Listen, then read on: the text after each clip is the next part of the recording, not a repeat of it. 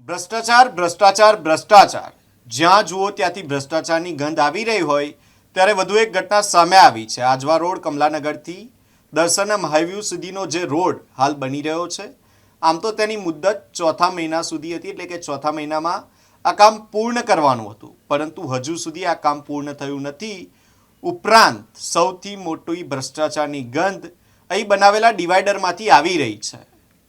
સામાજિક કાર્યકર અમિત પટેલ પહોંચ્યા હતા અને જ્યારે તેમને જોયું તો ડિવાઈડર જે સિમેન્ટથી બનાવવામાં આવ્યું છે તે હાથથી પણ ઉખડી જાય છે।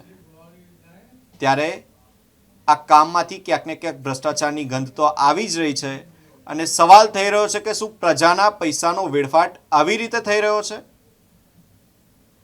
સામાજિક કાર્યકર અમિત પટેલે આ વિશે પોતાનો અવાજ ઉઠાવી રજૂઆત કરી છે।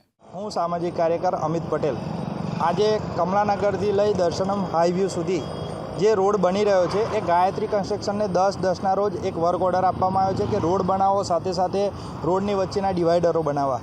આ ડિવાઈડરનું કામ પૂર્ણ કરવાની મુદત એ લોકોની ચોથા મહિનાની હતી, પણ આજ સુધી આજે 1/5/2026 થઈ છે, પરંતુ આ રોડનું કામ પૂર્ણ થયેલ નથી।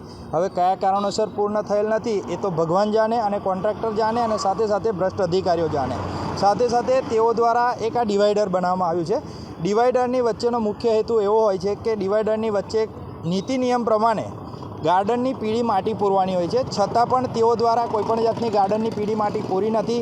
વચ્ચે માત્ર ને માત્ર મેન્ટલો દેખાય છે, ત્યાં કોઈપણ જાતનું હોય છે, ત્યાં આગળ કચરું જોવા મળે છે। સાથે સાથે તેઓ દ્વારા જે ડિવાઈડરનું કામ કરવામાં આવ્યું છે તે ડિવાઈડરના કામની અંદર માત્ર ને માત્ર ભ્રષ્ટાચાર જો તે હાથથી તમે એ ડિવાઈડરને તોડો તો એ ડિવાઈડર તૂટી જાય તેવી પરિસ્થિતિમાં છે।